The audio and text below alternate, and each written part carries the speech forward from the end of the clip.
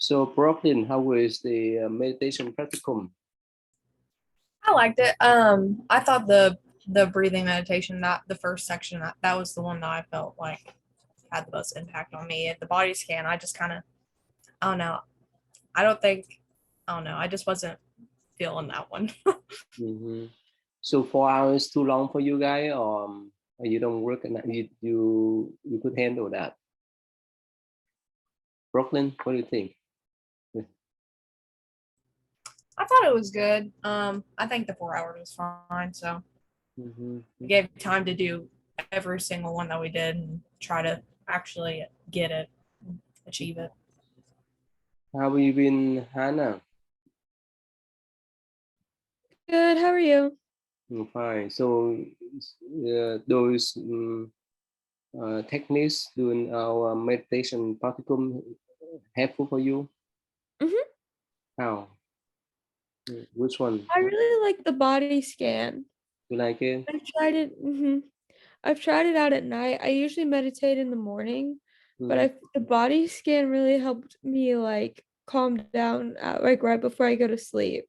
Oh, really? Okay. Mhm. This is the first time you ever learned? Yeah, I've never even like heard of it until Oh, we really? did it on the um practicum. So your mom have not shared with you about this type of No, she said she's done something similar, mhm. but she's never like, but she doesn't like actively do it. Oh, okay. Mm. Can you stay back? I'd like to talk with you about your field trip, okay? Hmm. Mhm. Oh, if I will let you know now, otherwise I may forget. So October the 16th, we have the special function at our center here in Louisville, Kentucky. You see my announcement, right? I don't know whether you know. So if you can come and just participate, you can get 20 extra points. Okay. Hmm. This is on October the 16th from 10 to 12. Okay. This is the opportunities I provide for you to know more about the center, the Buddhist practice, and so forth. And it's optional. It's up to you. Hmm. Uh, so how about you, Heavenly? Uh, how is your meditation? How is the meditation practicum? I really liked it because it helped me relax. Because usually on Saturdays I'm stressed out with work, but I was actually like call off and I go into work because I told him I had this 4 hour like meditation thing to do. So it was pretty relaxed, and I got off work too for it. What you do? I work at VisionWorks as a OD tech, so I do eye exams, and I take pictures of like the back of the eye to see if there's any eye diseases going on. Where is that? VisionWorks. Vision work. Oh, okay. Big company, huh? It's everywhere in Louisville, right? In New Albany. Yes, and I work at the one on State Street in New Albany. Oh, okay. Oh, good. That's great. And how about you, Kimberly? How was the meditation practicum? I really liked it. I was not sure about it when we first were going in, just thinking that it was 4 hours, but I found it really relaxing, and honestly, like that, it helped me throughout the whole rest of my day. Okay. Kaden, how was that? Is helpful for you? You have I some? really liked it also because I could really tell how it affected my day. I just felt very relaxed and I wouldn't get as stressed out about something if Mhm, something happened and it wasn't really planned or didn't go my way. I was able to cope with that easier and just move on. mhm. How about you, Race? Is have some impact on your practice? Yeah, I've definitely started doing the counting more when I do meditation. Like even when if I'm listening to a video in the background, I just try to count my breaths. And I think I'll probably try to do the body scan more than just once this week, just because it seems to be effective when I use it in therapy to kind of calm down. Mm-hmm, Um, so I think I might try that twice this week instead of just the one time. mm-hmm. Jenny, how was that? How was meditation practicum? I really liked it. I was like daunted by it at first because it was 4 hours.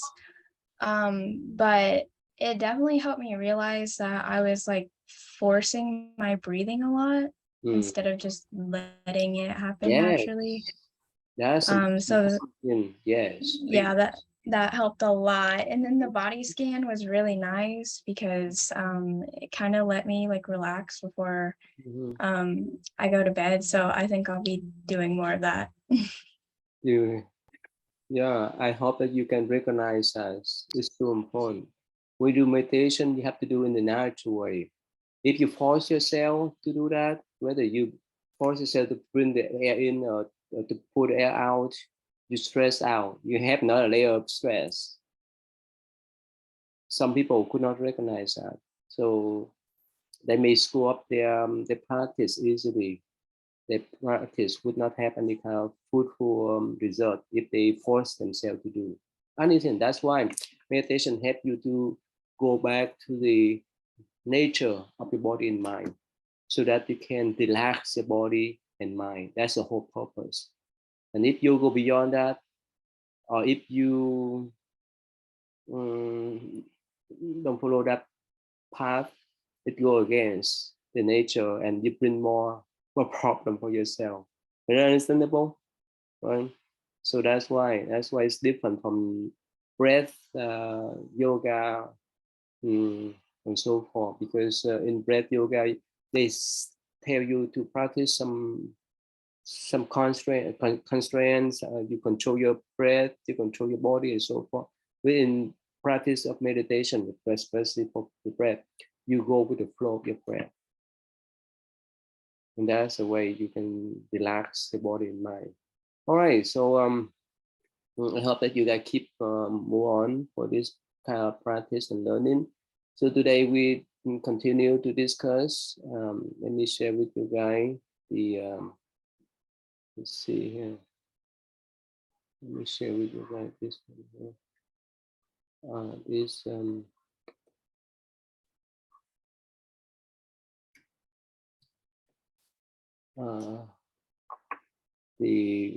the four type of jhana and the arupa, that's mean immaterial jhana too.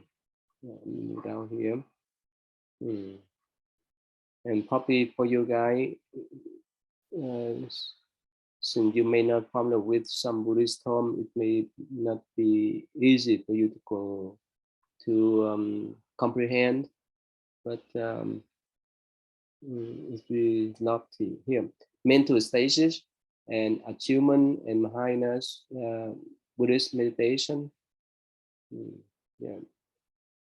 So here.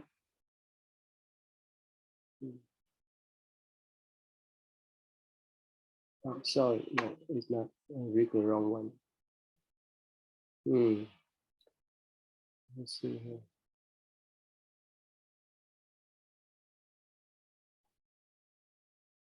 So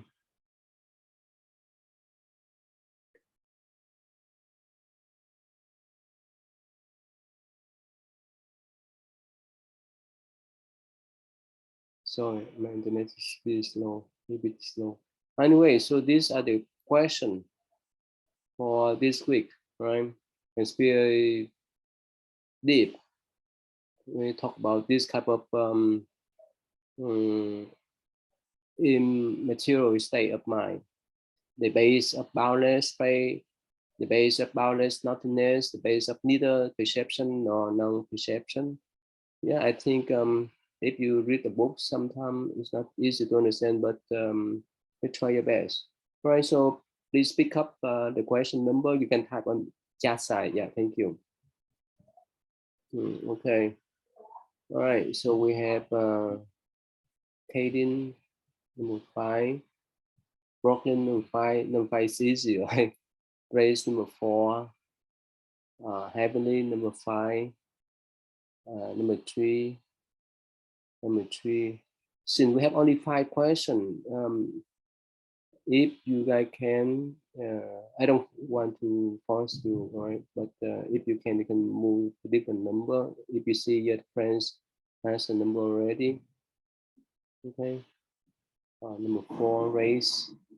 Okay, that's right. All right.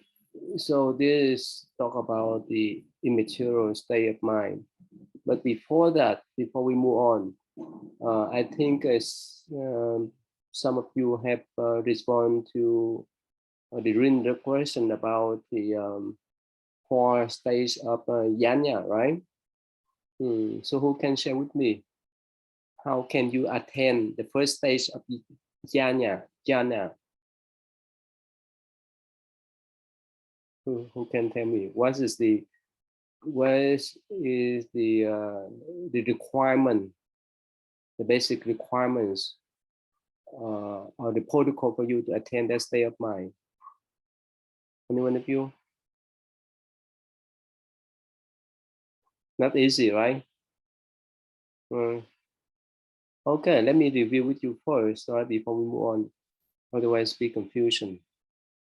And as this one here, let me go back here so you guys to understand.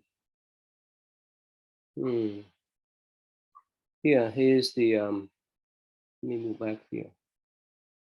Can you guys see my screen? Yes. Okay, here you see the difference between samadhi and jhana. Samadhi means collect, to bring together, calm, to unify. That means to concentrate. That's called samadhi. All right. Jhana, that means meditative attainment. Right. Then the meaning of jhana, burn up all defilement, contemplation of the object, development of concentration. So these are the 2 meaning of jhana, and this is the meaning of samadhi. So what basically samadhi means concentration, to bring your mind together, to calm, to unity. That's mean concentration, to focus. But jhana means this meditative attainment. You guys follow? Right? Okay, now.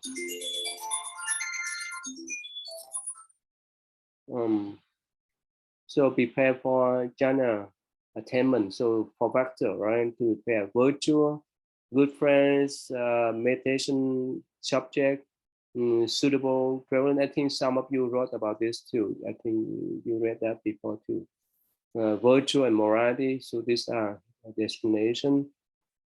And this, according to the Theravada tradition, they have 40 meditation subject about Ganesha, right? Ganesha is subject, right? And so some kind of color for elements, for color, light, and limit space. So 10 types of fullness and so forth. So this the preparation that, or the techniques that you can do here when we have meditation practicum. I just focus on the breath. So breath is one of the techniques to help us to concentrate. All these techniques you can do. For example, let's say you can focus your mind to light candle. You can focus your mind on the flower and so forth. So it's so vary, depend on which subject you want to focus on. So these are the preparation. Now the attainment twofold, attainment of jhana. The process abandon or obstruction. And I think some of you wrote about too. The process acquiring new state that compose the jhana state. So this is the level. Here, the 5 jhana factor: applied thought, sustained thought, rapture, happiness, one-pointness. These are the 5 factors. Now, this is a charge. For jhana, you need to abandon the 5 hindrances, right? Let go of greed, sensual desire, ill will, sloth, and trouble, restlessness, and worry, doubt. So you transform greed and sensual desire into one-pointness of the mind. Ill will to rapture, sloth and torpor to apply thought, restlessness and worry to happiness, down to substance. So these are the first jhana. You follow? Right? And the second one, abandon. Even you have to abandon the applied thought, and so that you can acquire one pointness of the mind. The abandon substance thought, so that you can have the rapture, that's mean the happiness, rapture and happiness. So this is the second one. The third, even the rapture, you have to let go. Abundance means let go. Acquire, that means you focus, you have one pointness, subtle happiness. But for the four jhana, right? Even happiness, you have to let go too. You keep the one pointness and the equanimity. So these are the 4 levels of jhana. Now, in the question, it talk about the order, the 4 immature jhana. So this is a basic chart. And of course, for us, even this state of mind is not easy to attain the first jhana. But if you really focus your mind, you can have some kind of peacefulness and happiness within yourself, right? Okay, let's go back to our question. Let's see here. Let's see. All right, go ahead, Hannah. You have number 3, right? Describe in detail the important factor for attain the third rupa. That means the base of boundless nothingness. What you read there? So I might be completely off, but I thought so you have to obtain the basic boundless consciousness where you're focusing on an object. And then this is being able to not like focus all of your energy on like a certain thing and just being able to sit without. Am I on track? I could be way off. I'm not, right? Way I off. must have, I thought I had it, but I think I'm off. Because I thought it was where you're like when you're in your meditating, you're not like focusing on a specific thing. You're like sitting just content with yourself. Mhm.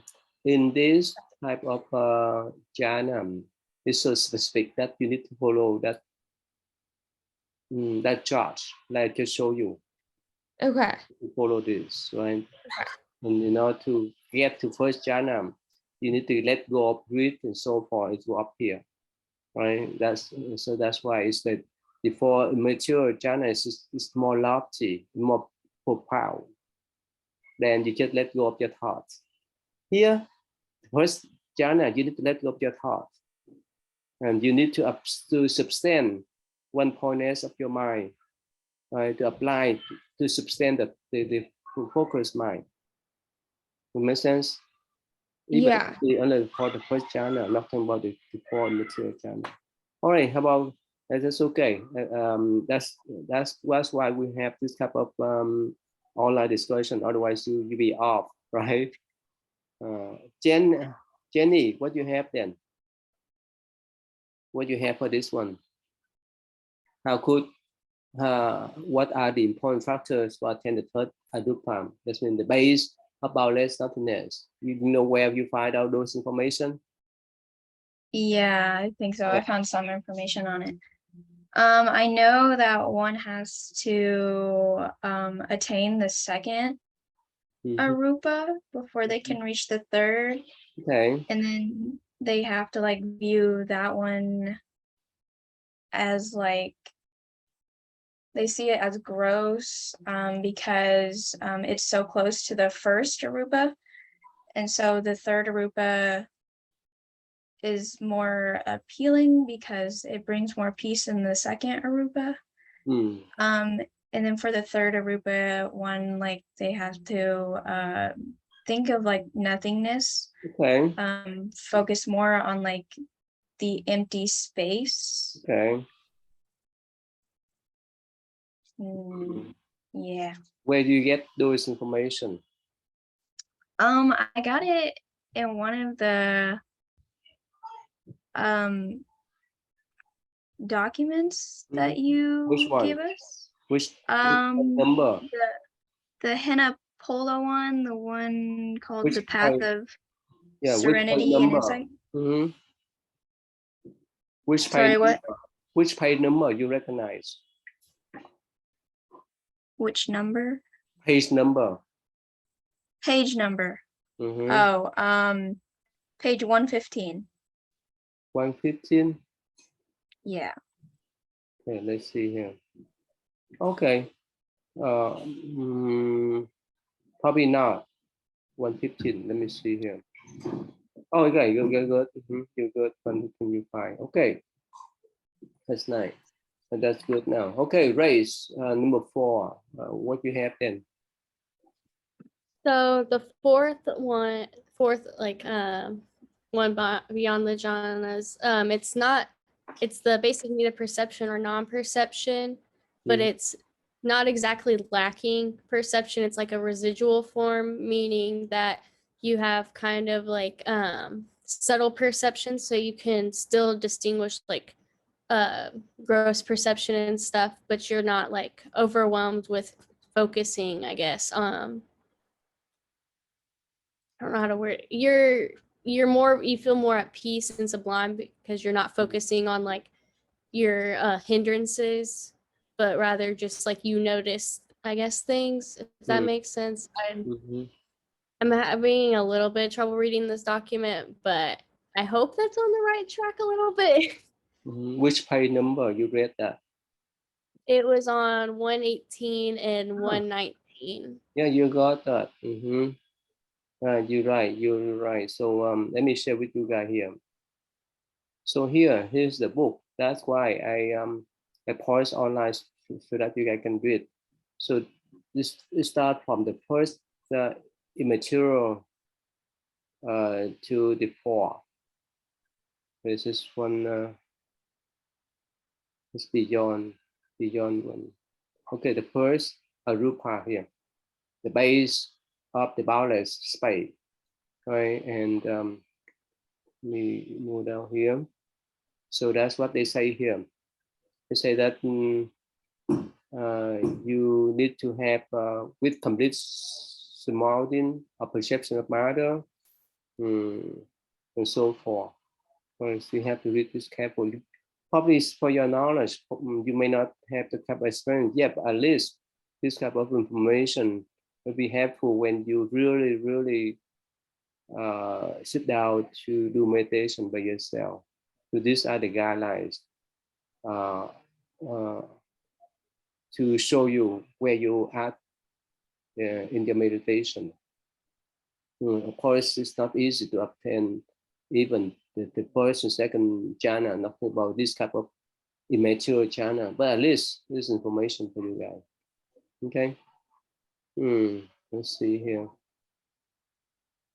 Oh, wow. Well, 3 of you got number 5, huh? Yeah, number 5 is much easy. Yeah, go ahead, Kaden.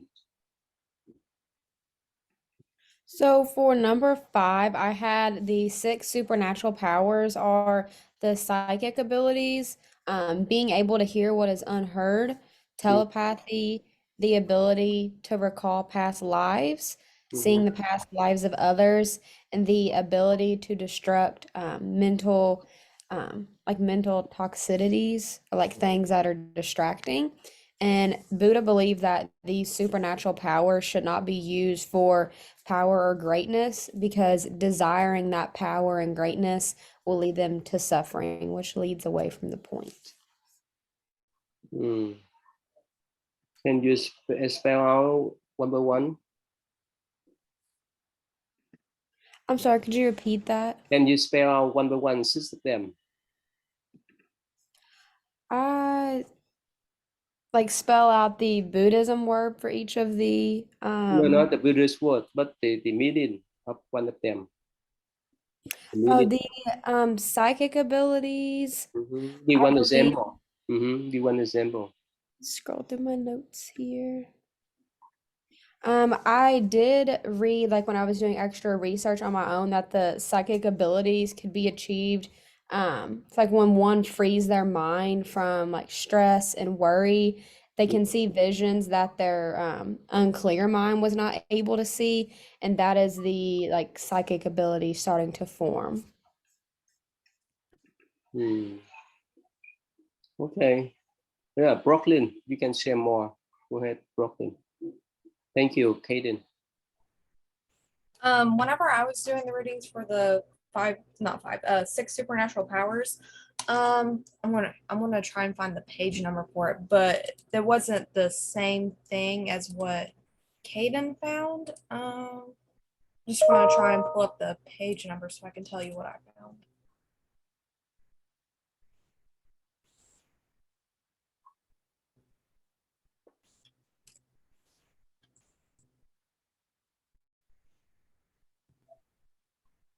Yeah, I found it on page 125 Okay. Of that book? to 127. Yeah, of the first Okay, one. go ahead. So explain in general, what are they and what about, what their function? So for the first one, I found that after one has been many, they become one, and then after one has been one, they become many. And that was just the ability to create many forms of yourself and then dissolve that to one, and or vice versa.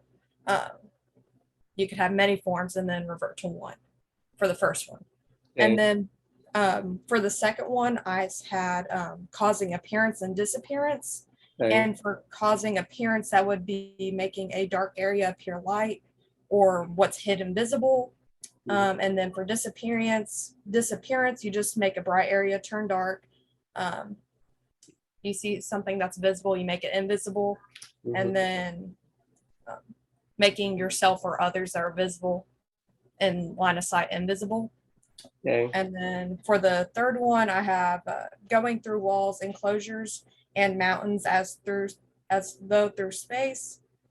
And that was just them focusing on like the wall or enclosure, and then they would resolve that space into nothing, like not nothing, but it would be space, and that then after that they could walk through that enclosure or wall or something. And then for the fourth, they could dive in and out of ground as if it was water, and they would meditate on the ground and resolve it as water.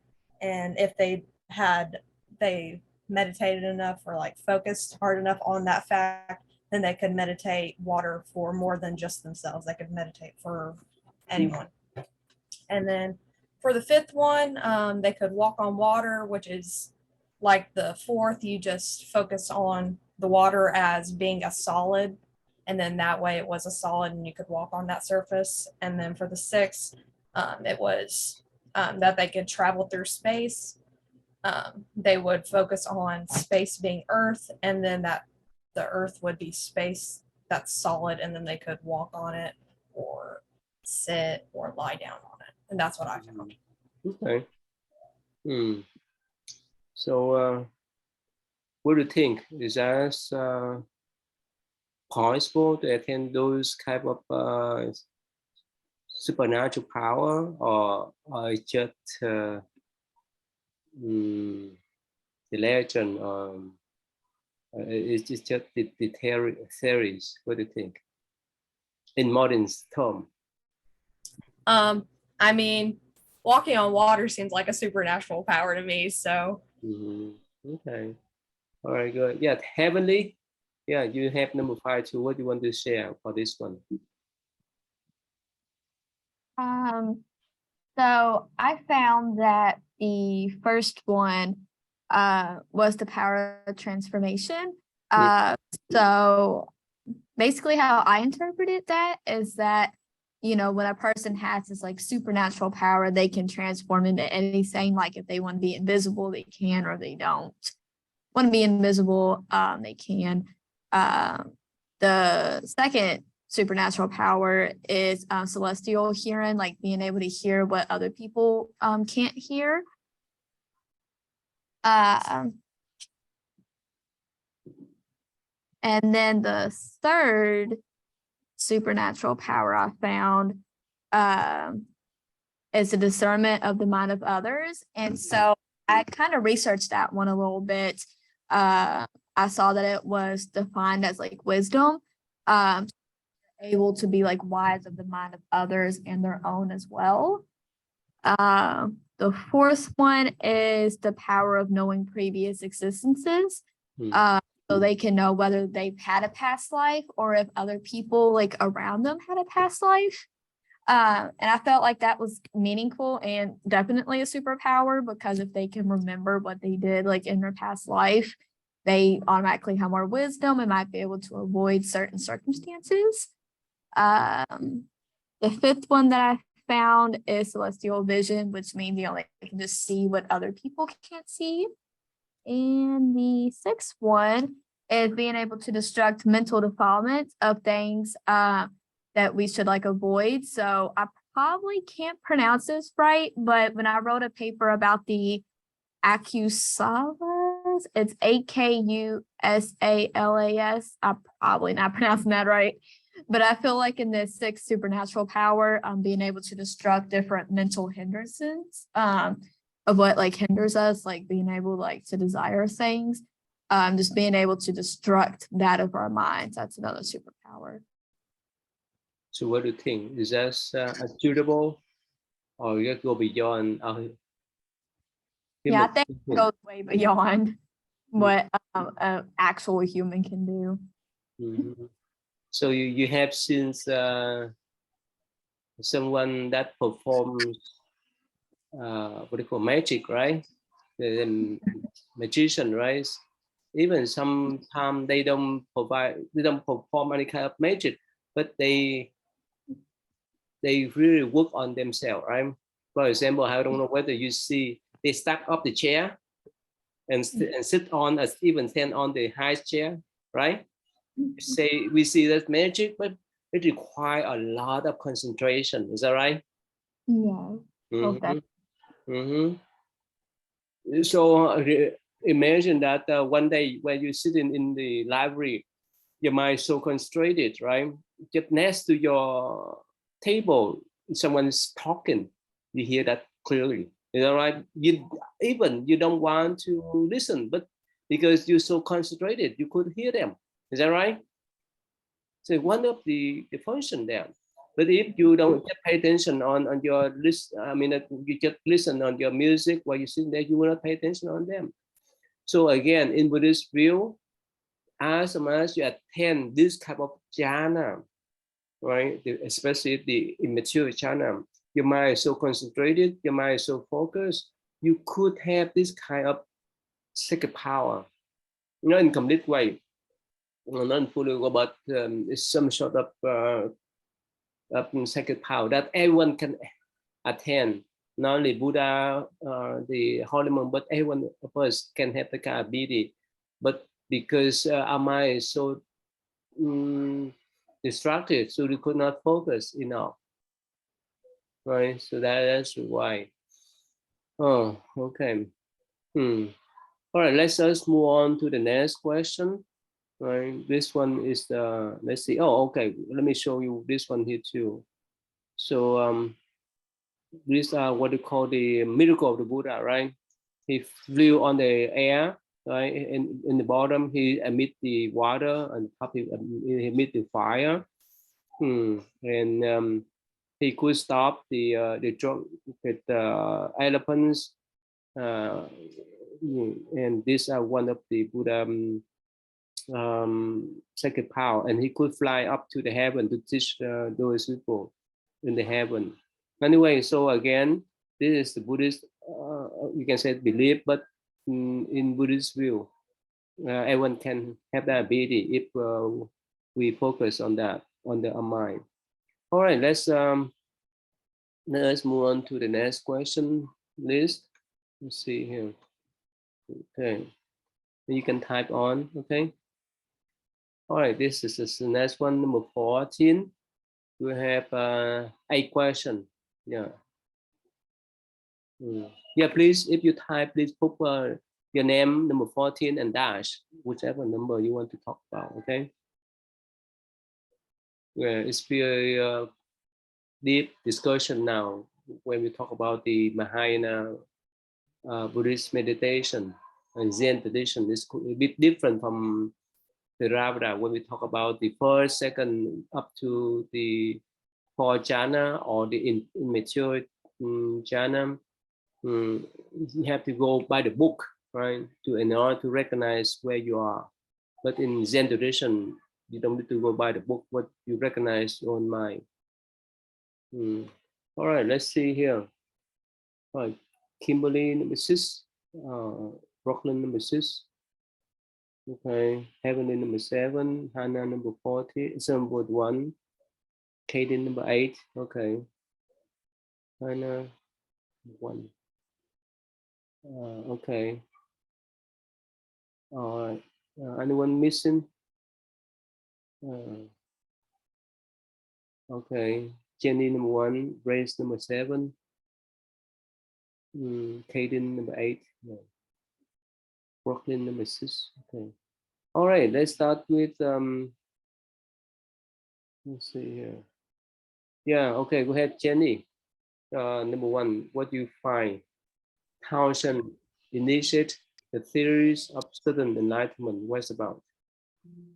Okay, so I was looking in the Zen Chan document on page number 6, and it was talking about,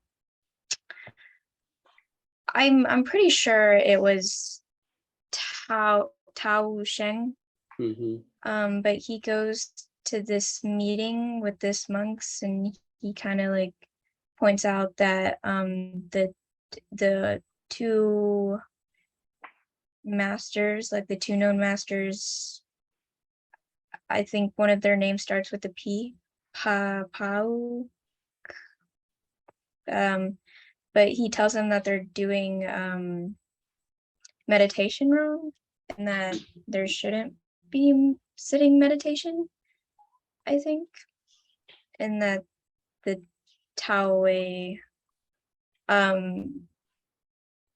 includes like sudden enlightenment, while the other two masters only talked about like the gradations of enlightenment.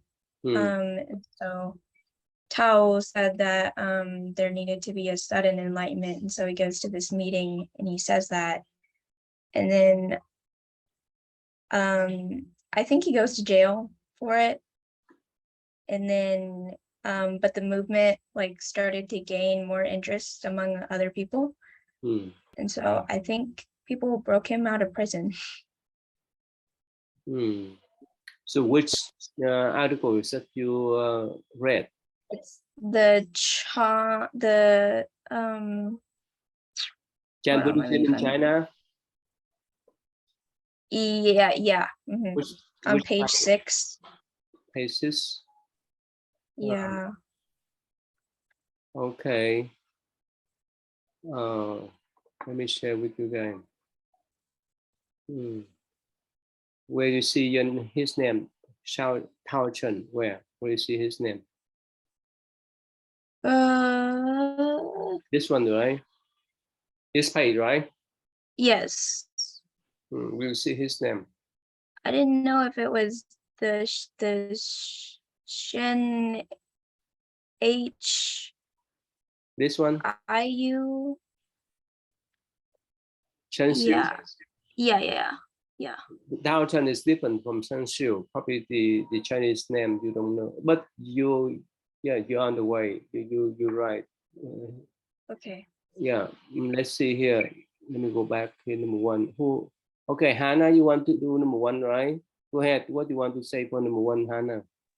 So I read the same article as Janine, but then I looked, I researched a little outside and I found a different article that talked about how Tao Sheng, I'm gonna butcher the name, Tao Sheng, how he came up with the idea that you had to have like gradual like teachings, whether that was in a past life or a present life, in order to reach your like sudden enlightenment.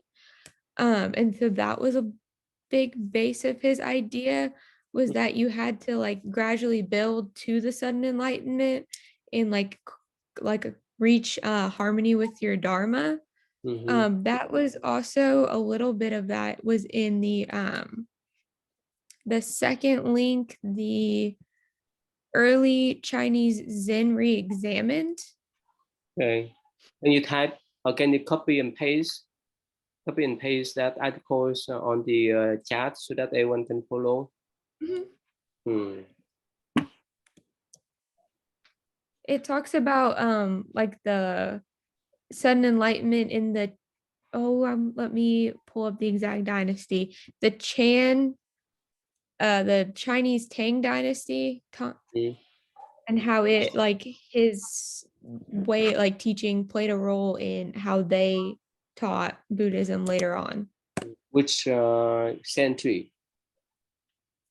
The Chang dynasty, let me see if the sixth Chinese Chang patriarch.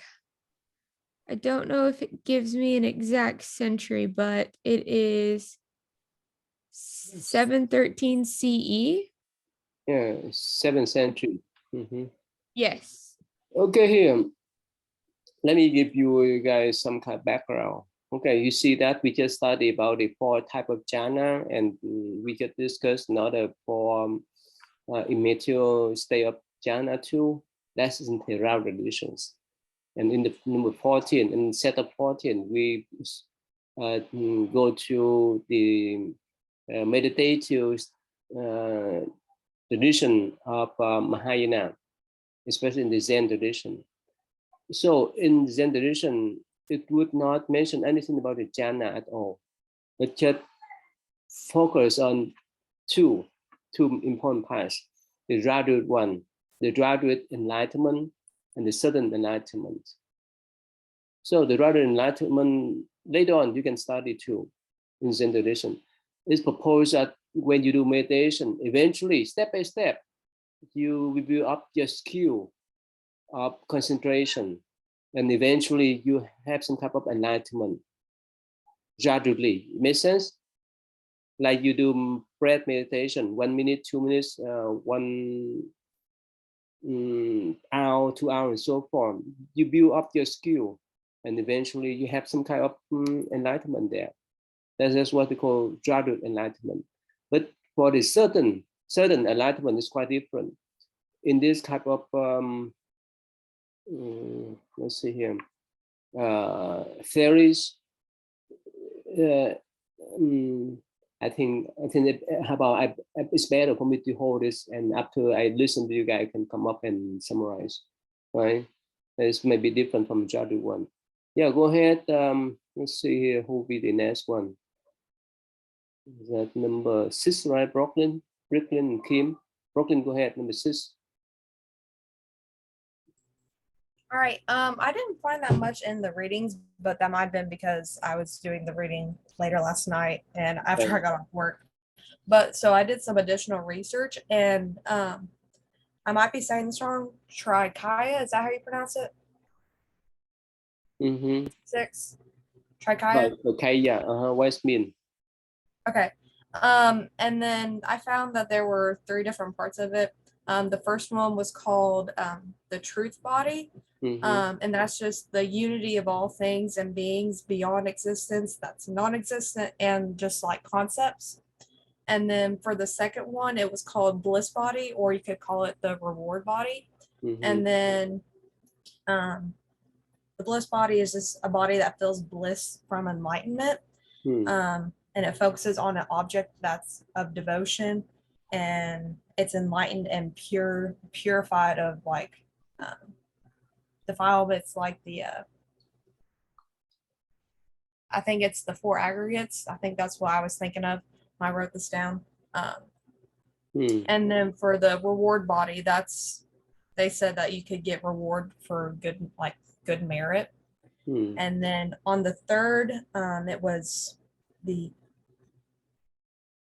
emanation body, and that's your physical body, and that's born, that walks on the earth and then eventually dies.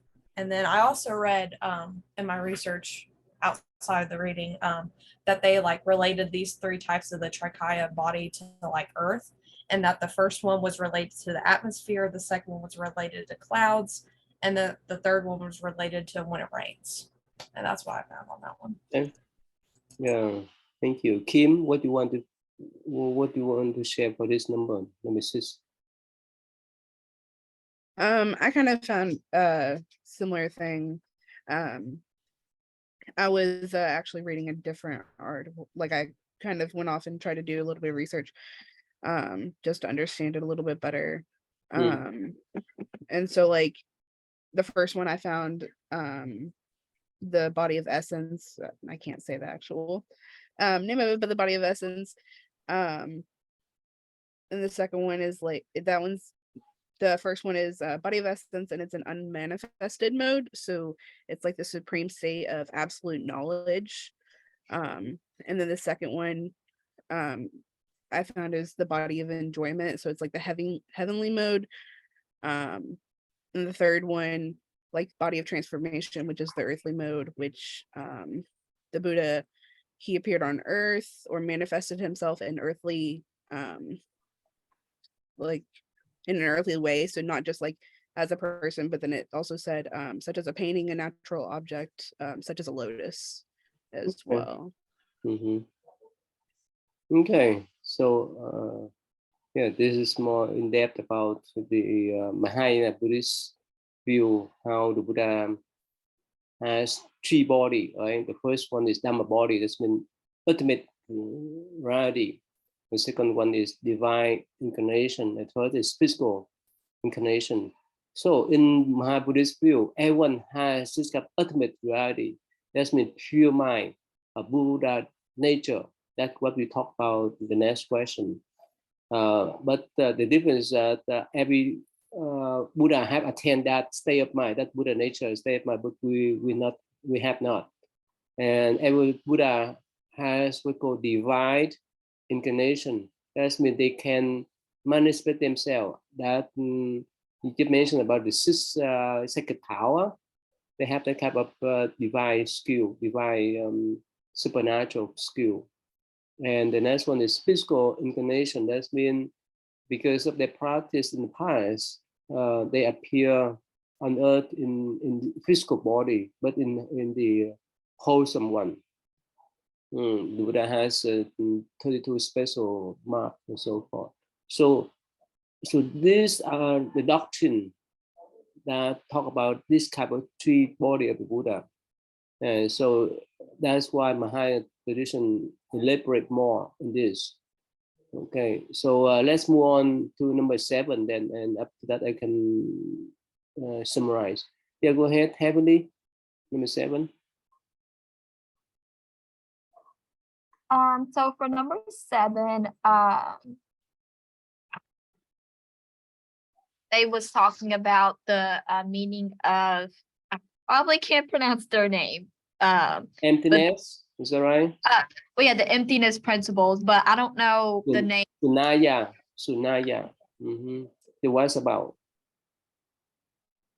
Basically, everything, the reason why other things exist is solely based on other things. So like one thing that I got from somewhere, I'm not sure if it was the reading because I did additional research too, but it might have been in the reading. It was an example of a table, how a table could not simply be a table until put like plates on it, or stuff that you put on a table like cups or chairs, stuff that associates with the table. Once you take all that stuff away, they say then you associate it with like the wood outside, like the bark on the trees, or where wood comes from. So basically everything that exists is because of something else, and when you take that away, it simply does not exist. Exactly. So what's mean by emptiness then in Buddhist view? Is that similar in the way that someone say, I feel empty today? Is that the meaning? If someone approach to you and say, hey, I feel empty today, what do they mean? I don't know, like I've felt empty before. So like whenever I feel empty, I just feel like no feelings, no reaction to the world around me. just being like present. But I don't really say being in the present moment means you're empty, because when we meditate, it's to feel like we're in the present moment. So meditation does not equal emptiness. So Okay. Grace, you are number 7. Go ahead, Grace. What do you want to say about this one? I think I read the same additional article as Heavenly because it talked about that same table analogy, but it also talked about how it's like a technical term for like the lack of independent existence, and rather that you make your essence of the things that make up of you instead of all those things combined makes like it talks about more of like how those things combined make up who you are rather than you yourself are your own independent essence. It just kind of seems like it focused more on what makes up you rather than your essence yourself, I guess, if I read that right. One more time. So how could you define the meaning of Buddhist emptiness then? How it's different from someone's approach to you and they say that I feel empty today. I think it would probably be like lack of independent existence or inherent in existence. Okay. How about the one that mentioned to you? Hey, I feel empty today. What's it mean?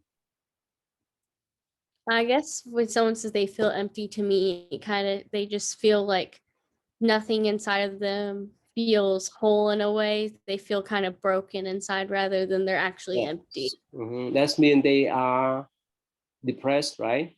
Mm-hmm. Is that similar in the way that Buddhist emptiness talking about? Yeah, I would say so, just because a lot of like meditation and stuff builds off of happiness and kind of like not lack of doubt, especially in the 5 hindrances, since doubt and like ill will are kind of like major ones. I think that happiness and like believing in yourself fight away that empty feeling and depression. So when you do meditation, you may feel more depression, you feel more unhappy. No, I think I definitely feel more happy and calm. Mm-hmm. So go ahead. Yeah, go ahead. No, you're good. I was just thinking. Heavenly is in the way that Grace explained. Is that correct, or in opposite way? yes. She explained correct way. Mm-hmm. Sorry, it's wrong. It's wrong. Wrong. That's what they call a lot of misconception about Buddhist emptiness. Buddhist emptiness is quite different from whenever you hear someone say, "I feel empty." That means they are in the depression mood, right? In a negative way. But heavenly, you just explained at the beginning. In Buddhist view, the emptiness just means nothing stand by itself independently. Everything connect together, and it's like the web of life. Like you mentioned, right, heavenly, like the door, the house, even your computer. If you take them apart, nothing can call computer, right? If you take they take the chip out, if you take the screen out, if you take the cover out, nothing we can call computer, but we use that term that explain about the whole components of that computer. It makes sense, Grace? So Buddhist emptiness means nothing stand by itself independently. Everything depend on others, even our body too, right? In Buddhist view, let me put it this way. Let me ask you, Grace, who are you then? Simple question, who are you? How can you define who you are? I guess it would be based on like your essence. Mm-hmm. Based on what? How could you define yourself? Who you are? How? I know normally people like use their hobbies to define them and stuff like. Okay, what else? What you do for career. Okay, your activities. What else? People use their spirituality to define themselves. Mm-hmm. Heavenly, how could you define yourself? Who you are? By my personality. Okay, your personality, right? Right, you mentioned, right? The spirituality and so forth and so forth, right? Can you define yourself as this physical makeup alone? Can you? No, right? So that's why, let me share with you. That's why in Buddhist view, I need to explain to you so that you can understand. In Buddhist view, what we call the self in Buddhism is quite different. The self include the body, the sixth sense, perception, that's mean you're thinking, right? And the feeling, pleasant, unpleasant, neutral. The mental formation, that's mean respond according to the condition. There's some habitual, mental habitual pattern, and consciousness is 7 levels. I mean, sorry, 8 levels of consciousness. So those are the makeup of what we call in Buddhist view, the cell. The body is not a cell alone. So that's why in emptiness point of view, I mean, in Buddhist emptiness point of view, your cell are interdependent with your feeling, with your form, with your thinking, with your consciousness, and so forth. You understand, race and heavenly? You follow that? That's why in one of the sutras say that forms is emptiness, emptiness is form, right? Let's say before we build the house, it's just empty land. When we build the house, there's a form there, right? This house may last for even a couple thousand years, it will be destroyed and so forth. So that's what's meaning. So my point I want to say in Buddhist view is that nothing we can claim as a real self. But in Mahayana tradition, they talk about the Buddha nature. That's what we move on to Caden, number 8 now. Caden, go ahead, please. We talk about Buddha nature, right? So for number 8, I Yeah. had the Mahayana Buddhism. It originated in India and then spread to China. The main belief is that everyone can achieve enlightenment, and the Buddha nature supports this belief. And Buddha nature is essentially that everyone has the seed of enlightenment planted in them and that it is ready to grow. It just needs to have attention brought to it. So that would be doing meditation and committing themselves to Buddha's teachings. Okay. So go back, what is Buddha nature anyway? How could you define what's meant by Buddha nature? I would say the power that everyone has in them to be like Buddha or follow that life. That was what I got from the extra research I did because it was a little bit hard for me to understand. Okay. Here. Let me give you one example. Oh, Kim. Sorry, I jumped you, right? Kim, have you responded to the sis? Sorry, I skipped you. Yeah, no, you got me. Oh, you got that? Yeah. You respond to sis, right? Yeah, I already talked. Oh, okay. About the Chikaya, right? Brooklyn, have you talked about that, right? Okay. Anyway, so that's so important in Buddhist view, especially Mahayana Buddhist view. He said that every sentient beings, including the ant, the dog, the cat, nothing about the human alone, but every sentient beings, whether they little or big, they have all of them, all of us have that Buddha nature.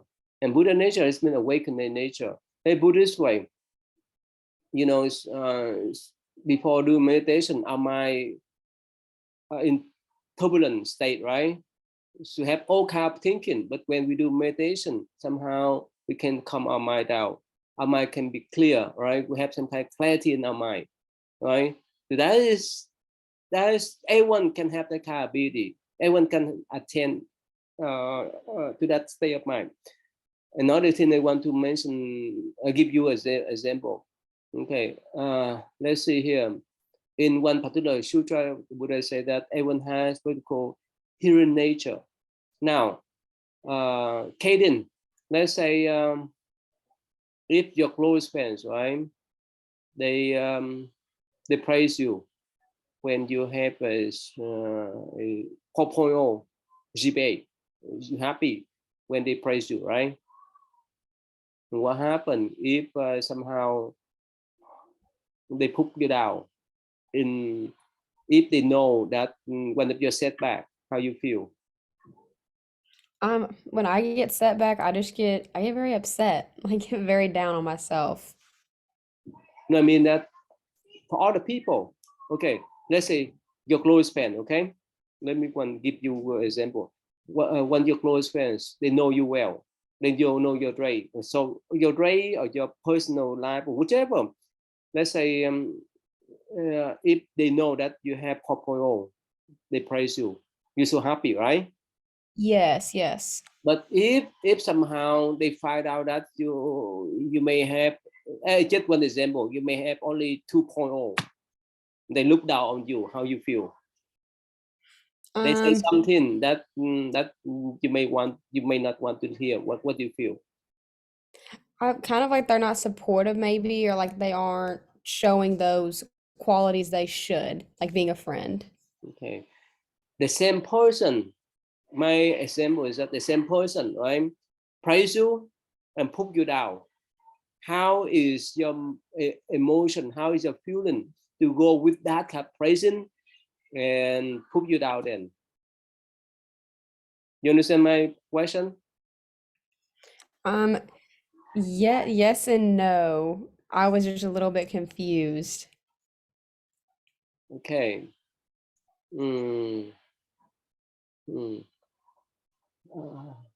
Okay. I was just confused on how it was putting the connection to the Buddha nature. The same person. They know you well. The person who has okay. They know Yeah. you well. They Okay. they know your good point and your setback, right? When they Okay. know your good point, they praise you. When they Yeah. know your bad point, right? Yeah. They put you down. How do you feel about that person? Let's say your friends, your boyfriends, or girlfriend, whoever. How you feel with that person? You remain calm regardless of how they say to you, or your emotion go with what they say, what they express about you. It would definitely be the emotions changing. It's very hard to stay calm when someone will show you one side and then go to the other. That is what we human, right? We go with the flow of our emotion, right? But what happened? Regardless of what they say to you, you know who you are. You remain calm. You remain peaceful. You won't be angry when they try to put you down. How is that? How is your mind? Is it clear? If you have clarity in your mind, when you remain that type of neutral feeling, how is that? I would say yes, that you would have that clarity of mind, just being able to understand, I guess, that they are human and they will have those thoughts, but just being calm and knowing that you will make mistakes, I guess. That's the point. You guys follow me? You can follow my example. So again, you have ability to hear. Whether it's the same person, the two people, or so forth, doesn't matter. Whether they praise you or whether they try to put you down, you still hear the sound. Is that right? Understand that? But if you just remain calm, whether they praise you or put you down, it's just the sound. Your mind more stable. You have more clarity in your mind. But if you let your emotion to go with how they praise you, how they put you down, what happened then? It's cover your wisdom. You be angry. You couldn't concentrate your study at all, especially with your boyfriends. Is that right? Or the close friends or whoever. You see that? And that's what we call in Buddhist view, in the Mahayana Buddhist tradition, it's called the hearing nature. You just hear. You just listen to the sound. Whether they praise you or whether they try to put you down, it's just the sound. If you keep your mind calm, if you keep that type of stability in your mind, you have that kind of clarity, you have the kind of wisdom. Is that clear now, Kaden? You see that? Yes. But it's not easy. until you do more meditation. Is that right? Yes. Right, Brooklyn, you follow? Brooklyn? It's not easy. Oh, okay. Let's see, since time is up, but let's see here. It's a lot of things for me to talk, but since time up, all right, let's just finish up today then. So next time I think I can talk more. So please remember, in Buddhist view, that everyone has that type of hidden nature, the hidden that go beyond praising and scolding. Make sense? If we let go of them, if we recognize of that person talking about to us, let's just the sound, we remain calm. We know, we recognize that we have the capturing, whether they praise us, whether they put us down orally. We know that we have that type of healing nature. That's what we call Buddha nature, them awakening nature. Is that clear? Right, Hannah, you follow? Okay, anyway, so come up, let me finish that now. All right, one more time, okay? So again, if you want to get the extra 20 points, right, 24 extra, you can come on October the 16th. You guys know my center address, right?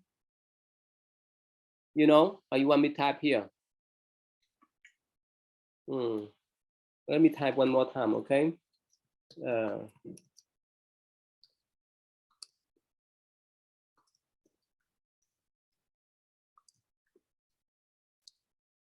Okay, that's the address of the what called Buddha Place Temple. Okay, so yeah, when you come, I have the paper for you to sign so that you can get extra credit. You don't need to do anything, just be present there. I mean, that to be there and participate in that, observe how we do the celebration and so forth. And of course, it's optional whether you want to come or not. That's your choice. Okay. All right. So thank you. All right. That's all for me today. All right. So this.